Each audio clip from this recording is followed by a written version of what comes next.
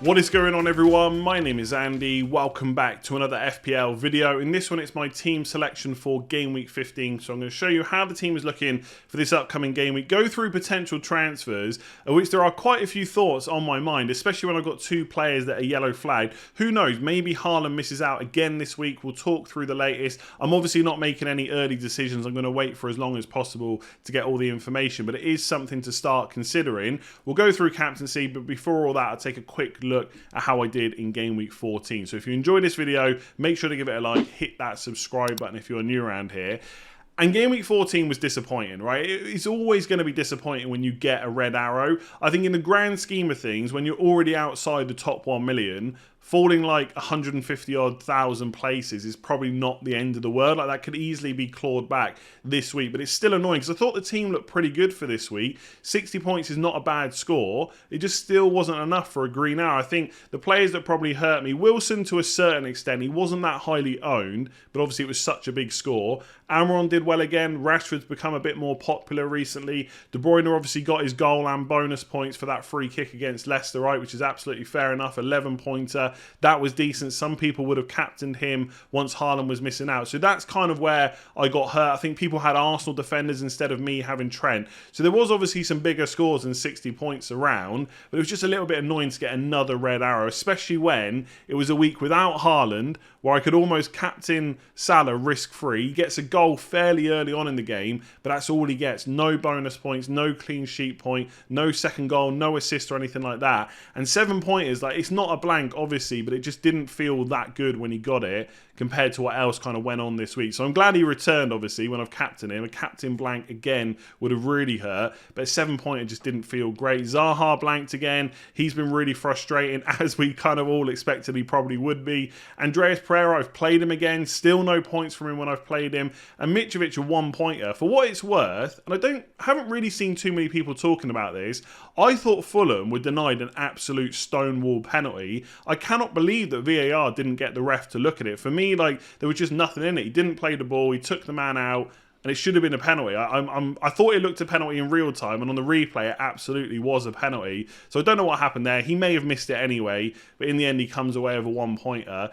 One of the most frustrating things this week was, got to the deadline, we see that Foden's not playing, so rather than dwell on what a bad transfer he's been for me, because he didn't play the game before that either when I bought him in, I was like, right, I'm just going to sell him for Saka. We know Saka is almost certainly going to start. We know there's going to be goals in that game against Nottingham Forest. There ended up being 5. And for him to walk away with a 4-pointer and now be yellow flagged is extremely frustrating. Because when he got that assist early on, I was like, right, here we go. It's an assist for Saka, a goal for Martinelli. It's been a long time since I've had the combination of the goal scorer and the assister.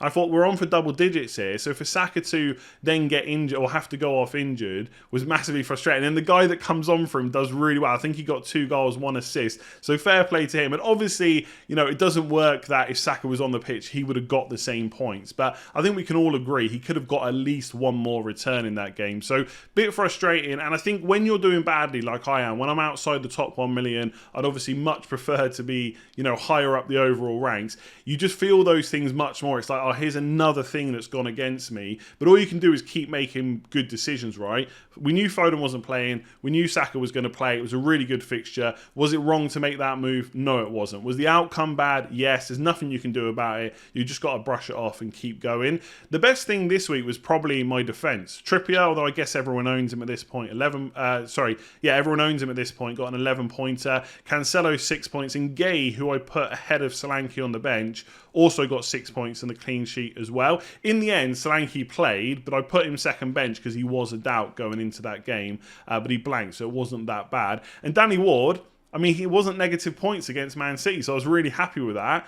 And if it wasn't for a De Bruyne amazing free kick, who knows? Maybe he would have kept the clean sheet there. So he's just been brilliant for me. I absolutely love Danny Ward. Now, I don't even care what he does in game weeks 15 or 16, as long as it's not negative points.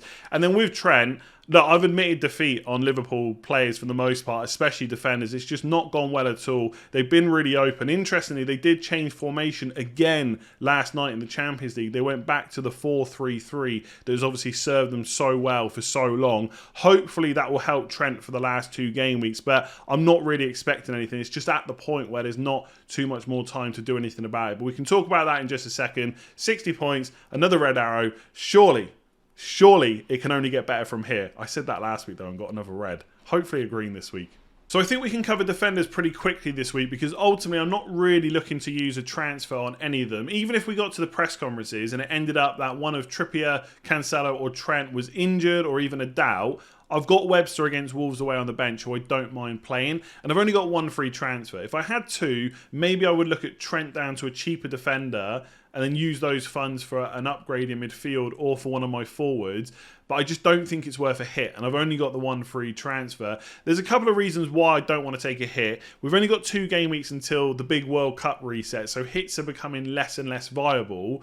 And if I do need one this week, it's more likely to be on my attack because I've got those yellow flags. And if I've got a couple of players that end up being injured, that's where I want to take the hit, not for a player that's fit and almost certainly going to play. And it's not really that I'm expecting many points from Trent. I think he'll play against Spurs because it's Tuesday to Sunday turnaround, so he'll play that game. I'm hoping he gets a rest in the Carabao Cup and then plays against Southampton at home. But there's no expectation there for points, right? It's just hope because Liverpool just haven't played well. They did change formation back to the 4-3-3. Maybe that will help them going forward if Klopp sticks to that, but we just don't know. So I'm not sitting here saying to buy Trent Alexander-Arnold. I'm saying it's too late for me to deal with him, and I'm just going to have to play him over the next couple of weeks and hope that he can get me something. It's definitely not expectation. Elsewhere, Trippier's got to stay. I've only got 0.1 million wrapped up in Trippier because I got on him late. So there's nothing to say that I couldn't sell him in game week 16 for Chelsea at home, hope Chelsea score and just go for a different defender instead. Maybe even take a punt on a Spurs wing-back, for example,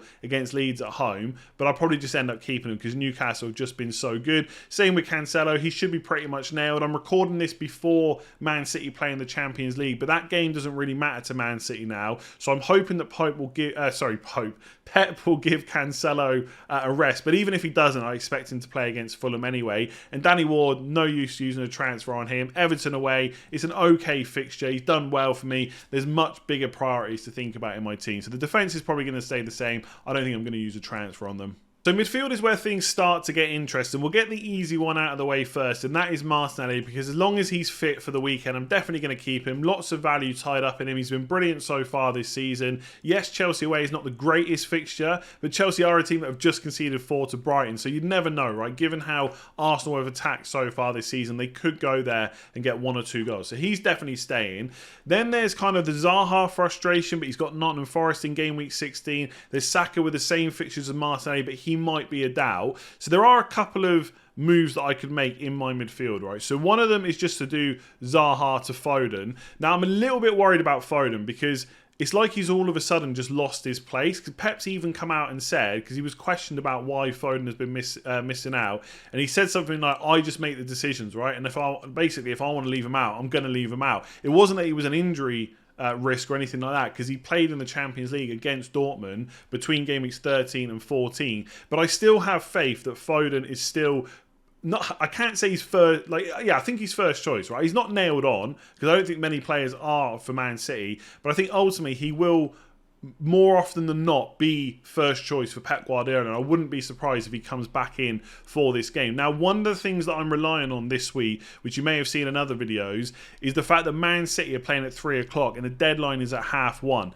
So although it's not the only game on at that time, these 4 games are essentially the earliest kickoff we have this week. So we may get some team news for them, and obviously a lot of us are hoping that that is Man City news. So I don't think I'll go for Foden unless I know for sure that he's starting, but it could be Zaha to Foden, because if Foden does get 2 starts in game weeks 15 and 16, I do think he's probably the best midfielder for his price. So as much as he was a bad transfer in for me in game week 13, and I had to get rid of him last week, and now I kind of wish I hadn't, I've still got faith in him. If he starts, he's going to deliver the points like he has done for most of this season. Obviously, if Saka ends up being injured, and we will see Arsenal in Europe on Thursday, so we can assess kind of who's in the squad, who gets minutes, what Arteta says about certain players. But if Saka is out, I could just reverse that move again, right? So Foden to Saka, then Saka back to Foden. So that is something I'm considering.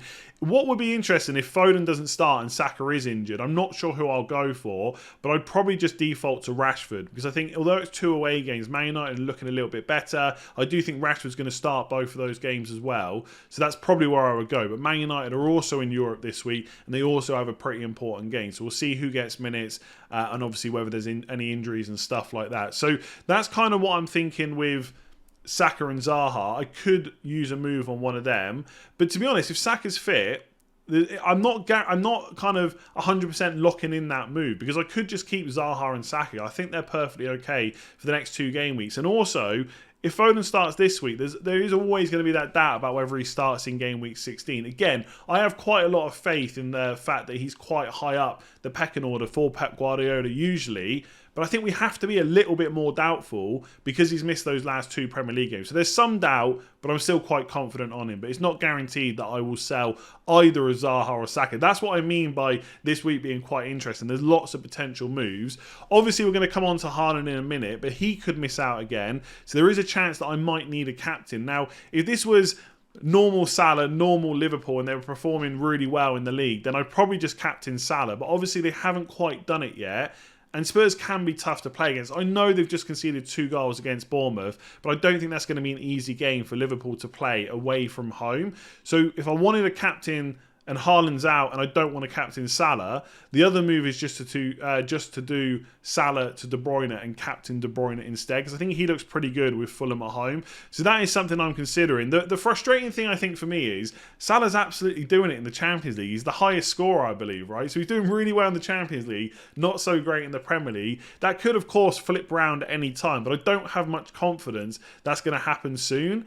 But I just don't know about that move, because I think Salah's got Southampton at home in game week 16. And I think despite everything that's happened, I'd still prefer to have Salah over De Bruyne in game week 16, just not this week. So that's another move that I'm considering. If I'm honest, I think I'm more likely to make a move on a forward, and I'm kind of hoping that I'm forced to do that, because I don't really want to remove any of these midfielders. But if Saka is out, I'll almost certainly go back from Saka to Foden. If I really want to captain De Bruyne, the easiest way to do it without a hit is just to remove Salah. I could always reverse it, right? I could do Salah to De Bruyne, knowing that if something else crops up in my team, right? Because I don't think this is necessarily a bad move. If I get to game week 16, there's loads of other injuries that happen. Well, De Bruyne has still got a home game against Brentford. Yes, it's maybe not, in my eyes, as good as Salah versus Southampton at home, but I wouldn't have to reverse that if there was other stuff to do. So that's something else that's playing on my mind. But I would not be surprised if I go into game week 15 and that is my midfield. So you add in the forwards and it gets even more complicated, because Haaland is still a doubt for this weekend. He is yellow flagged.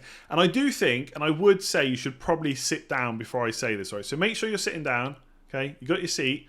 Now relax. There is the possibility, if he doesn't play against Fulham, that we could sell him, right? I know he's a long-term hold. I know you've got loads of value built up on him. I know if he plays this game, he's the best captain. I'm saying if he doesn't play, we could consider selling him. I'm not saying on Wednesday you should go out and sell him. You should absolutely wait to hear more from Pep. You should wait to see if we get the lineup before the Fulham fixture on Saturday. I'm saying all those things. I'm not saying you should sell him right now. I'm just saying we could consider it. So I'm going to come on to that in a little bit, what transfer I could make for him. But it's interesting because Pep came out yesterday and said something like, you know, he's feeling better, he's not 100%. And I tweeted about it that we could start making plans to possibly sell him before Fulham. And everyone replied as if he's definitely going to play, because he was never going to play this Champions League game anyway, which I completely agree with, right? They don't need to win this Champions League game. He's not going to play. He's going to get a rest. And obviously, he wasn't 100% last weekend either against Leicester, but he's had another week to recover. So I get that. But people seem really unwilling to accept that he's a doubt, right? And there's this argument that because the World Cup, he's not playing, he's got a month off, that they'll just risk him because it doesn't matter, he can recover. But I just don't see why they would aggravate this injury anymore if they don't have to. And if we recall back to kind of pre-season, there was an article in The Athletic. Now, obviously, this wasn't straight from Pep Guardiola, so we don't know how accurate it is. But there was talk about one of the reasons he wanted to go to Man City was so if he did have a bit of an injury like this, they wouldn't kind of force him to play. And I think there was this maybe expectation that if he went to somewhere like Real Madrid, they'd always expect their star player to be playing, and maybe Pep Guardiola could shield him a little bit more from that. Again, how accurate that is, I don't know, but I think we have to, take it into account, even if we only use it as a small bit in terms of our decision making. So hopefully we'll get the team sheet and we'll know. But I'm going to consider selling him if he's out this week. Obviously, there's massive risk with that, because if he's back for game week 16, he's probably the best captain against Brentford at home. You'd almost be taking a bit of a gamble that this injury just rolls on a little bit. Pep's not willing to risk him, and they just give him, a month and a half off instead. And it is worth noting that because obviously there was talk about fever and like his foot and stuff like that during why he got brought off against Dortmund. And this was from the Manchester Evening News. So this was ahead of the game against Leicester. Guardiola confirmed that the foot injury Haaland picked up in Germany is the reason for his absence rather than anything else. So he said he's recovered from the fever, from the tiredness, but not from the ligament. So it sounds like there's some kind of ligament damage there. It could be very minor. I'm not a doctor or anything like that, but it doesn't sound ideal, right? So I think that's a long way of saying we should accept that he's a doubt, but he may still play. We're going to hear from Pep again. We'll hopefully get the lineup, right? So I'll come on to possible transfers for him. Solanke's staying. That's easy. It's Leeds away. Hopefully he's not injured. There's no reason to sell him. I don't have that much cash to upgrade him. Anyway, I've only got 1.3 million in the bank. Mitrovic could be sold because Man City away is not ideal. Man United at home, they could make it difficult. I do think Mitrovic probably scores in one of these games, and we know he's got penalties. He's always going to play, so he's always got that in his locker. But I think with Man City away, I could consider selling him. But I just think with Saka yellow flagged, Haaland yellow flagged, maybe doing Zaha to Foden, Salah to De Bruyne, I think Mitrovic will probably stay because he's never going to be a priority to sell because of how kind of talismanic he is, right, for Fulham. But a couple of possible transfers. If Haaland is out, I could bench him, play Webster, and do Mitrovic to Alvarez if we know that Alvarez plays. That would be probably a 1 week punt, and then maybe look to get rid of him in game week 16 and just go for a different striker instead. The obvious move would be to do Mitrovic to Wilson, who a lot of people are going for this week. Southampton away, Chelsea at home doesn't look too bad for a Newcastle side that are attacking really well, and I do have the cash to do that move. I just don't know if I'm going to worry about selling Mitrovic. I think sometimes in your team it's nice to have those players. You don't have to worry about whether they're going to be on the team sheet. You don't have to worry if they're going to get an early sub, and you know they've got penalties in their locker. So I'll probably just keep hold of him. And then it really comes down to what the latest injury news is. So obviously it is just Wednesday. I'm going to see what happens in Europe. I'm going to see what happens in the press conferences. I'm going to wait until, 1:25 to make my moves and hope the website doesn't crash again. But that's how I'm looking right now. The Haaland move, let's say he's out, could possibly take a hit. Now, when you say it out loud, taking a hit to get rid of Haaland, it doesn't sound great. But if Alvarez does start, that's a massive punt that a lot of people will not go for, either because they're just not willing to risk it or they've already got 3-man City and they just don't want to do it. Obviously, if you do Haaland to Alvarez, anyone can do that. But I don't think many people will do it. I think most people will hold on to Haaland. They will bench him again ready for game week 16. And therefore, they might be blocked from getting that 3rd-man City player. It also then gives me the funds to do Zaha to De Bruyne. It could also be Saka to De Bruyne if Saka is injured, and then choose my captain, right? I could captain Alvarez. I'd probably go to De Bruyne if I'm honest, and then keep hold of Salah ready for that Southampton at home game in game week 16. The key problem to this transfer and strategy is, one, is very ambitious and adventurous for someone like me. I don't usually make moves like this. And two, if Haaland is back for game week 16, that is going to cause me a lot of panic. And realistically, the only way I can get him back is to take another hit. I would not have enough cash in the bank to do Alvarez straight back to Haaland. So I would have to take a hit to do it, and it would have to be basically the reverse. I wouldn't have to bring Zaha in necessarily, but I would have to get rid of one of my Man City players then to get Haaland back in. So it would be for a hit.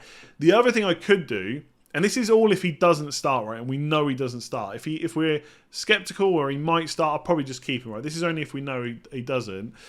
I could risk it, do this move, get to game week 16, and if Haaland is starting, go against him for captaincy, either with De Bruyne against Brentford at home or Salah against Southampton at home, and just hope for the best. Now, I know I've been in that situation a million times so far this season. It hasn't gone well, and I know going into the World Cup with a big red arrow would really hurt, But that is kind of the gamble you take when you make a move like this in Game Week 15. So it is something that I am considering. The reality is, I'll probably just bench Haaland, play Webster, and just do a boring move like Saka to Foden or Zaha to Foden and just leave it at that. But I am considering it at least. But who knows? By the time we get to Friday, Pep might clear him. He might start against Fulham. I'll captain him and it'll be an easy week like that. Let me know what you think about that plan. Are you at least willing to accept that Haaland is a doubt, or are you just keeping him whatsoever? It just doesn't matter. Let me know in the comments below. Give it a like if you enjoyed it. Hit that subscribe button if you're new. I have Game Week preview tomorrow. Final thoughts on Friday evening as well. So I'll go through latest thoughts about my team once we've seen the European games and press conferences as always.